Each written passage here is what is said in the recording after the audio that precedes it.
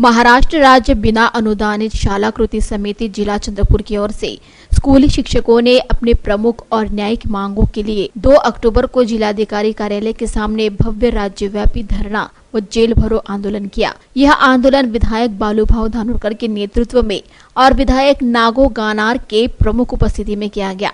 2 अक्टूबर को अहिंसा दिवस पर शिक्षकों ने मिलकर सत्याग्रह का रुख अपनाया, जिसमें उनके शिक्षक क्षेत्र को लेकर कई मांगे शामिल थे।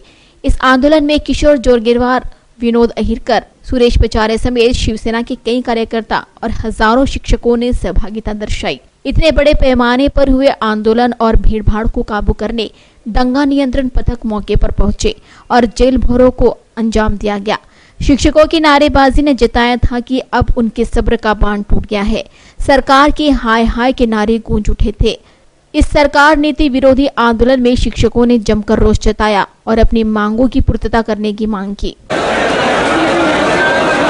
ऑक्टोबरला गांधी जयंतीचा पर्व, गांधी जयंतीचा दिवस, या दिवशी संपूर्ण महाराष्ट्रातील शिक्षक, शिक्षकेतर कर्मचारी मोठ्या प्रमाणात चंद्रपुरात आले आणि माझ्या नेतृत्वात आणि आदरणीय गानार साहेब विधान परिषद सदस्य यांच्या नेतृत्वामध्ये आंदोलन केलं। या आंदोलन करण्यामागचा उद्देश होता की मागील 15 वर्षापासून या महाराष्ट्रातील शिक्षक जे बिना अनुदानित कायम विद्यार्थ्यांवर काम करत आहेत, या शाळांना अनुदान प्राप्त झालं पाहिजे, शिक्षकांना पगार मिळाला पाहिजे, शिक्षक आणि शिक्षकेतर इतर कर्मचारी यांना सुद्धा अनुदान मिळावं, यासाठी मागील 15 वर्षापासून संपूर्ण महाराष्ट्रातील कर्मचारी लढा देत आहेत।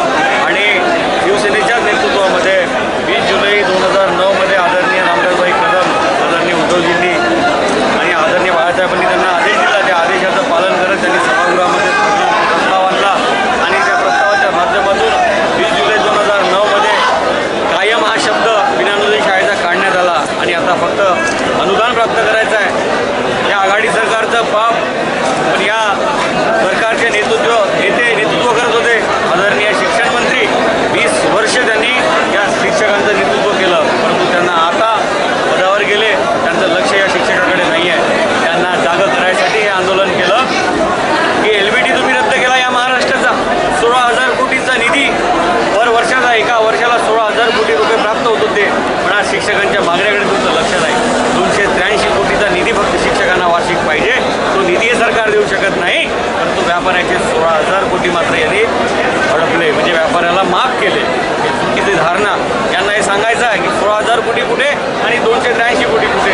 तुम्ही जर 283 कोटीचं अनुदान जर प्राप्त करून दिलं तर खऱ्या अर्थाने आमचे हे बांधव, आमचे शिक्षक, आमच्या ह्या महिला शिक्षिका या खऱ्या अर्थाने या महाराष्ट्र घडवण्यात त्यांचा मोठा सहभाग आहे। मागील 15 वर्षापासून 1 रुपयाचं अनुदान नाही, विना पैशाने ते संपूर्ण महाराष्ट्रातील विद्यार्थ्यांना शिक्षण देत आहे।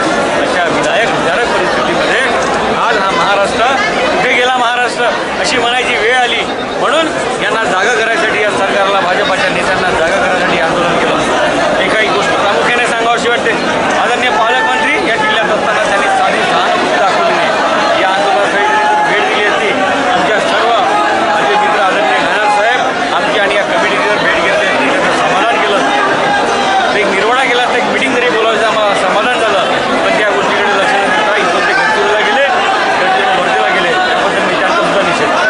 अक्टूबर महात्मा गांधी राष्ट्रपिता, उनका जन्मदिन, उन्होंने जो बताया सत्य का आग्रह करना, सत्याग्रह करना, उन्हीं के बताए मार्ग पर हम चंद्रपुर में ये आंदोलन किया, लेकिन इस आंदोलन की दखल शासन की ओर से नहीं ली गई। अनुदान मिलना चाहिए। प्राथमिक माध्यमिक स्कूलों का मूल्यांकन हुआ, अनुदान के लिए पात्र घोषित हुए। उच्च माध्यमिक स्कूलों का मूल्यांकन शुरू है, उसकी लिस्ट घोषित नहीं हुई, जानबूझकर रोकी गई है।